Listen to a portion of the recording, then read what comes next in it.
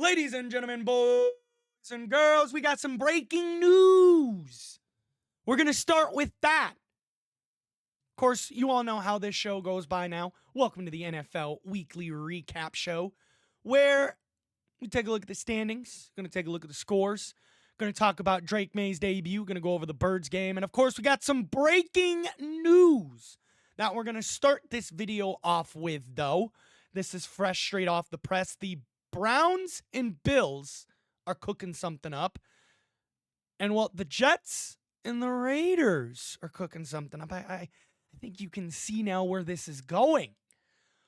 So let's start with the Browns trade here. As the Browns receive a third-round pick and a 2026 seventh-round pick, the Bills receive Amari Cooper and a 2025 sixth-round pick. As of right now, the Bills are 4-2. But the team is just an overall mess. It's a mess on offense. And I'm going to say it's a mess on defense. The Bills are a 4-2 mess. They're plugging along here. So let's see what Amari Cooper can do in that Bills offense. Freed from the shithole that is Cleveland. Bro, Cleveland wasn't doing anything. 1-5. Watson's got no offensive line, has no help. And now he has no receivers. So, let's see if this is what the Bills needed here. Let's see if this is going to help them get over the hump. Another team that's been playing like ass. Yeah, I don't think this is going to help you, New York. I'm sorry. I don't think this is going to help you. Let's face it. Aaron Rodgers is washed up. In the past couple games now he's played, he's shown he's washed. The guy's what, 40, 41 years old? He's got nothing left. At most, the Jets are winning maybe the same amount of game as Patriots. 5 to 7 games. Fuck it. I'm giving the Pats 7 games and I'm giving the Jets 5 games. That's how fucking washed Rodgers is. Right?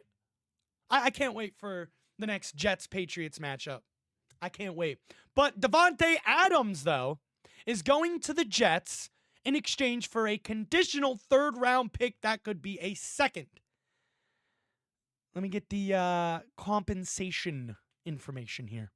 Okay, so here's the compensation and the trade conditions. The conditional third-round pick the Jets are trading to the Raiders for Davante Adams becomes a second if any of the following happens. Adams must be a first or second team All-Pro, AP All-Pro, on the active roster for the AFC Championship game or Super Bowl.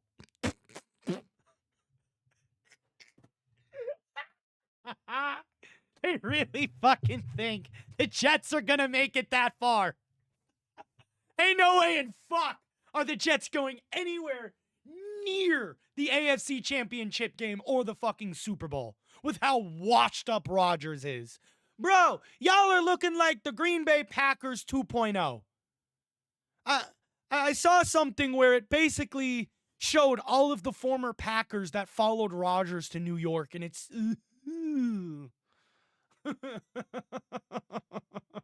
If it didn't work in Green Bay, chances are it ain't gonna work in New York. Sorry, fam. Y'all are seeing 5 to 7 games in the dub column at best. But there's your trade news, ladies and gentlemen. I thought I would get that out of the way. One more time, the Jets get Davante Adams. And the Buffalo Bills get Amari Cooper. So there you go. There's your trade news. We'll see what happens. I mean...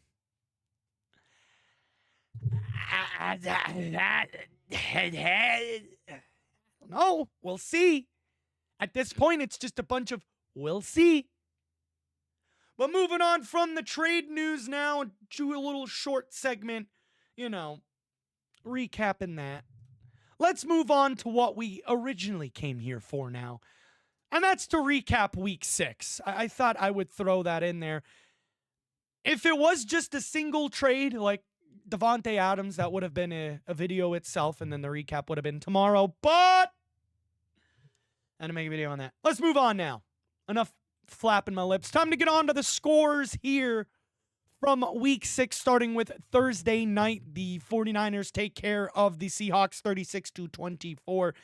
It looks like San Fran's finally getting it going here. How'd they do real quick? Brock cooked 18 for 28, 255 yards, 3 touchdowns, no picks. Geno Smith. Sorry, Seahawks fans. He came back down to earth. Touchdown, 2 picks. Seahawks lose to the Niners 24-36. We got the Jags in London, 16-35. Caleb Williams, how'd he do? Hey. I got something stuck in my gums. But Williams cooked. He cooked big time. 4 touchdowns to a pick. But hey, he didn't do too bad. 23 for 29, 226 yards, 4 touchdowns, only a single pick. Just, again, despite the interception, he kept the turnovers under control and led the Bears to a 35-16 win over the Jags in London. Moving on now here, the Commanders and the Ravens. God damn it. Got it. Commanders lose to the Ravens 30-23. How about the Packers getting their shit together here? 34-13 over the Cardinals. Patriots, Texans, we'll get into that later. Buccaneers absolutely fucking ass raping the Saints. Baker Mayfield getting it done. Bucks improved to 4-2. Final score of that one was 51-27. Well, since I accidentally clicked on it, screw it. How did Baker...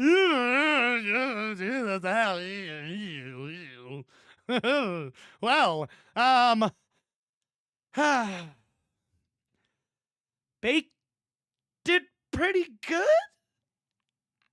I mean, 24 for 36, 325 yards. 4 touchdowns to 3 picks, though. I mean, minus the 3 interceptions, I guess you can say he did really well. Minus the 3 picks.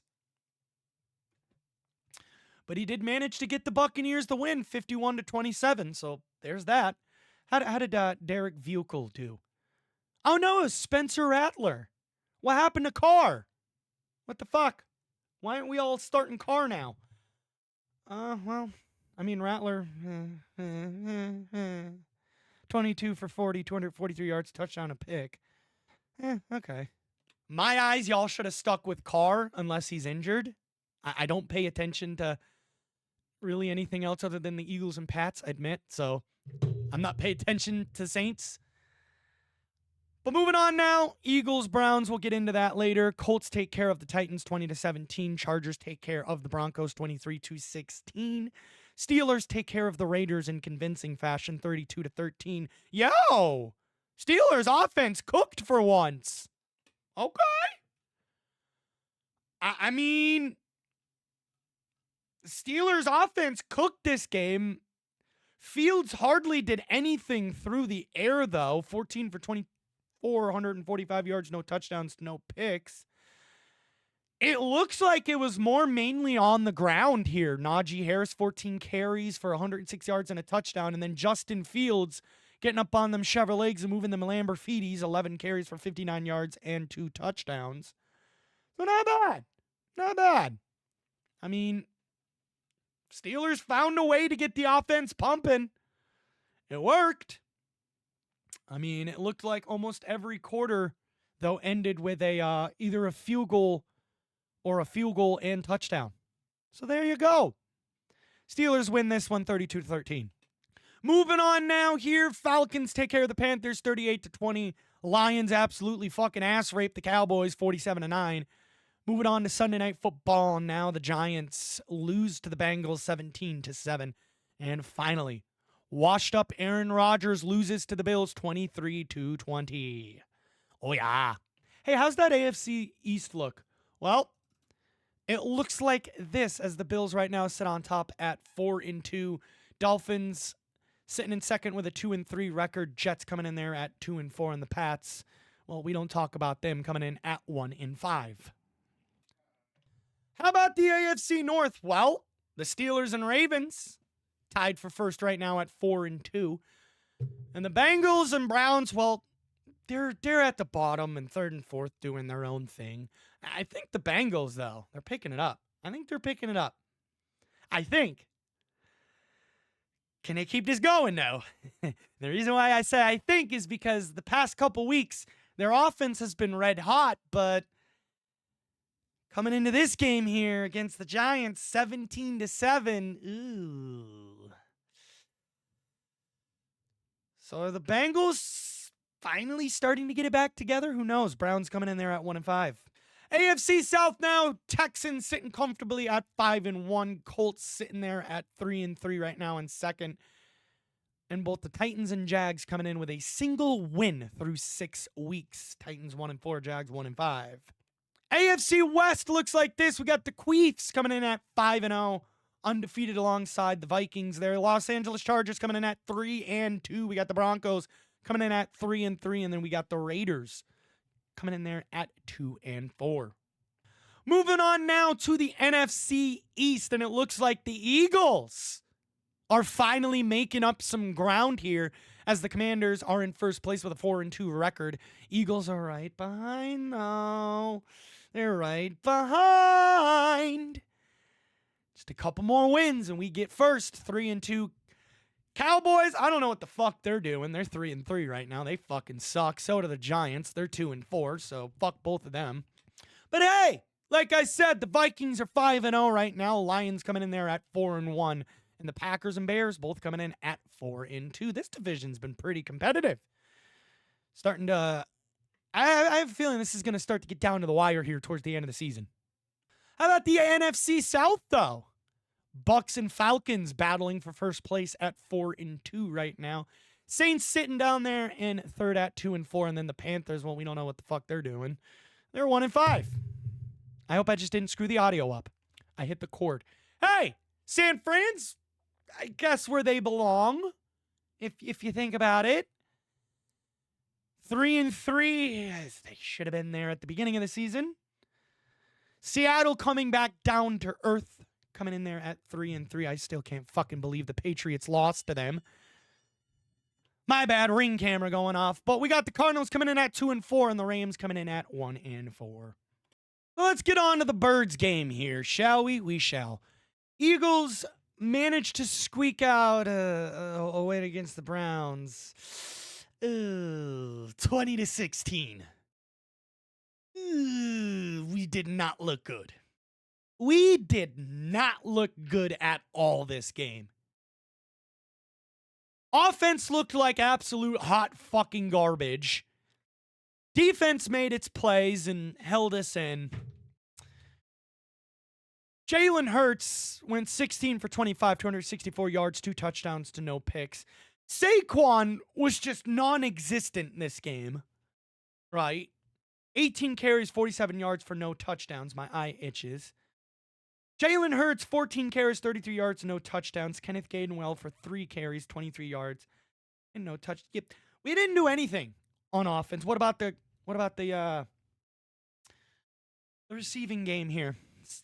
A.J. Brown, 6 receptions, 116 yards for a touchdown.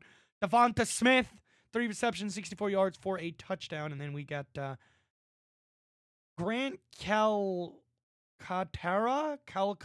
I have no idea how to pronounce that, and I probably just butchered it. Please correct me in the comments if I'm wrong. But he had 4 receptions for 67 yards, no touchdowns. So, I mean, really, where did the offense come from? Looking in the first quarter, first half alone, only managed 10 points against the fucking Browns of all teams. 10 whole points in the first half. And then in the second half, another 10 whole points. And again, we barely fucking beat. What is going on with this offense the past couple weeks, man? Where is our offense? Jalen Hurts has been playing like hot fucking garbage.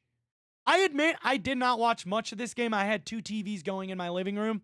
I was watching this game here and there, but I was mainly watching the Patriots game because, you know, Drake May. We will get into that here in a little bit. Don't worry. That's why I'm doing the Eagles now. But, I mean, I honestly do not have much to say about this game. Offense was terrible. Defense held us in it. I really do not care if Hurts threw 2 touchdowns. The fact that we can only muster 10 fucking points, and it was tied at 10 at halftime. What the fuck is our offense, bro? I'm telling you, it's the inconsistency of this team. We are not a consistent team. And let me tell you why here. Let me pull it up here real quick. Right? Week 6, 16-20. Right? You go to week 4, the game that I went to, only 16 fucking points, right? Right? Week 3, only 15 points, right? Week 2, only 21 points. And week 1 was our only week we could manage 30 points or more. The past couple weeks, we have not been able to score no more than 20 points. And if we continue to play like this on offense and allow even the shittiest of fucking teams in the league to keep in with us, we're not going far in the playoffs. I'm sorry, the Eagles are out in the fucking wild card round this year. I do not see us making it past the wild card round if we cannot get our offense going soon. Again, the run game was god-awful this game. Pass game didn't do shit. Overall, our offense is costing us. It's our defense that, and again, I admit the defense has been pretty inconsistent at times too. We do not have a consistent offense. The only consistency out of this offense is managing to put up 15 to 20 points a fucking game. And I'm sorry, if we go up against one of the top dogs, we already saw what Tampa did to us. I went to that fucking game too. We already saw what Tampa did to us. We welcome in a high-scoring opponent who can put fucking points up on the board with a high-powered offense. And we can't muster more than 20. We're done. We're not getting as far this season. Right? So our next game is against a fucking team whose offense can't do shit. This should be an easy, winnable game. I don't know if we're going to blow them out. The way our fucking offense has been playing the last couple weeks, I don't think we're blowing them out. This is obviously going to be another Cleveland Browns game. We're winning by a touchdown. We play the Giants next week, 1 p.m. At MetLife Stadium. You can catch the game on Fox. The Giants are 2-4. Birds are fucking 3-2 right now. My nose itches. We can beat these guys. No fucking problem. We can beat them. Their offense is garbage. So is ours. But weapons-wise, we have better receivers than them. We have a better running back than them. It's just our offense cannot get it going at all. Just cannot seem to get it going. And I'm sorry. Scoring 15 to 20 points a week and relying on the defense to bail you out, that's not going to be a reliable strategy going forward. This Eagles offense needs to pick it up. And we need to pick it up now. Okay?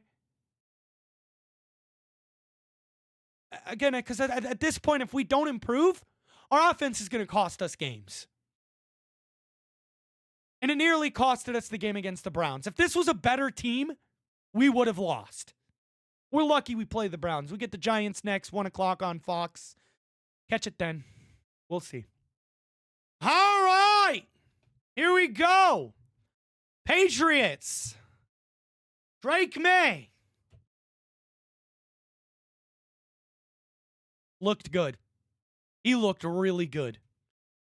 Despite the couple of mistakes he made, he looked good. He looked very promising.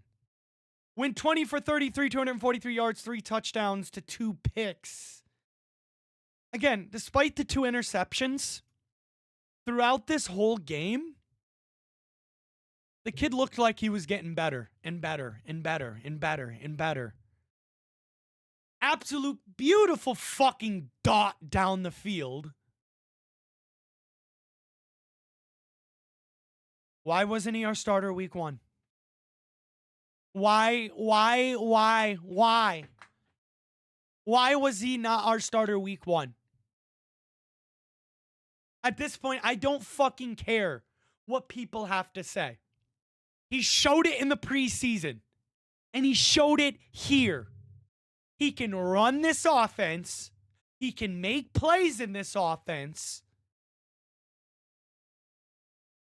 And he's got what it takes to be the starter.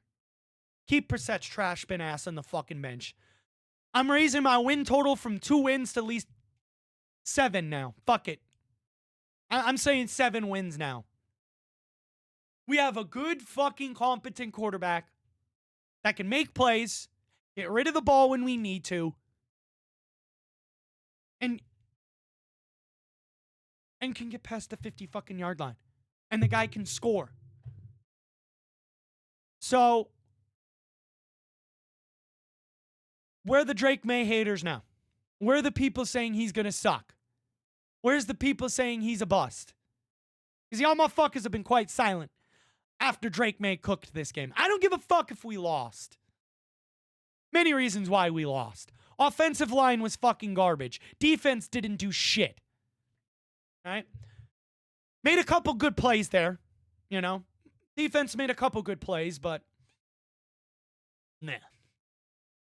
We overall sucked. I would say the best fucking player on the team was Drake May. The kid cooked. All right?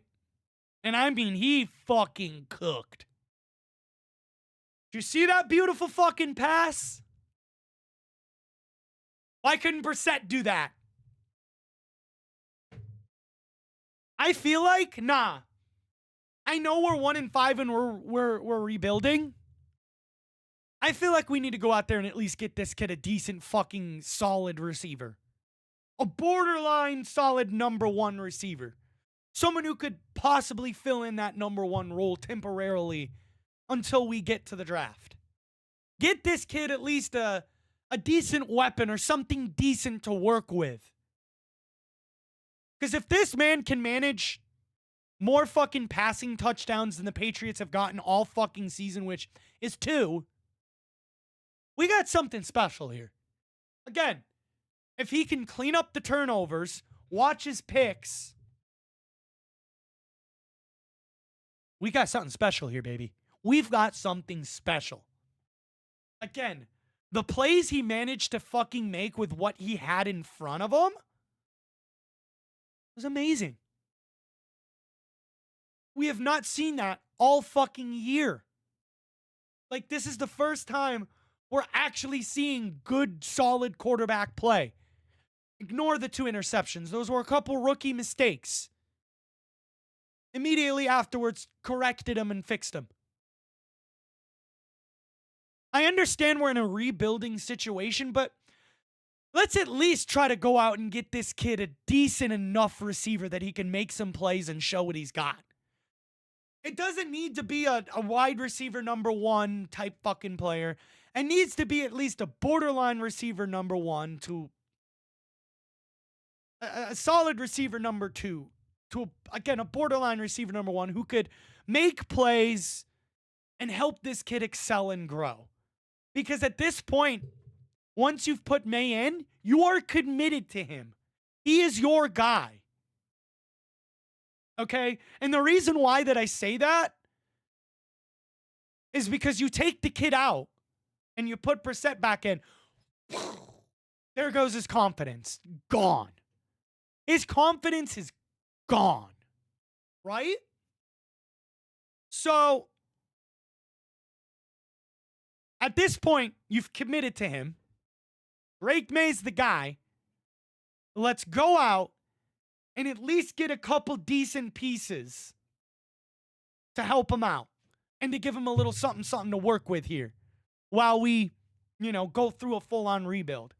Again, it does not have to be like a fucking Justin Jefferson type receiver, like a high class elite receiver like that. Okay?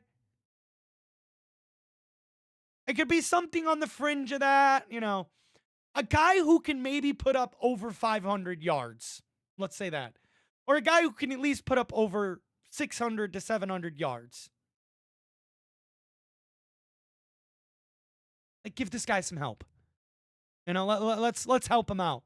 It even looked like at one point he almost got fucking hurt. And again, I see why people did not want to put him in, but he looked a lot better than Brissett. Did a lot more things that Brissett couldn't do. We've committed to him. We got to go with him going forward now. We can't, Gerard just can't be like, fuck, and immediately bench him and start Brissett again. You're going to kill the kid's confidence. You're going to kill the kid's fucking development. Commit to him. That's all I can say at this point. You should commit to him. You've shown that you want to commit to him. You've shown that you're giving him the reins. You can trust him. Stick with him. You can't go back. Stick with him. So, we'll see here. Patriots' next game is against the Jags. 9:30 a.m. in the fucking morning. I gotta wake up at 9:30 in the fucking morning to wake up to watch this. Game can be found on NFL Network, 9:30 in the morning. Jags, Pats. I say we have a good chance at winning this game. With the way Drake May played, if he can continue to play that good and continue to cook and keep the interceptions and turnovers under control, we have a chance at winning this. We have a real good chance at winning this.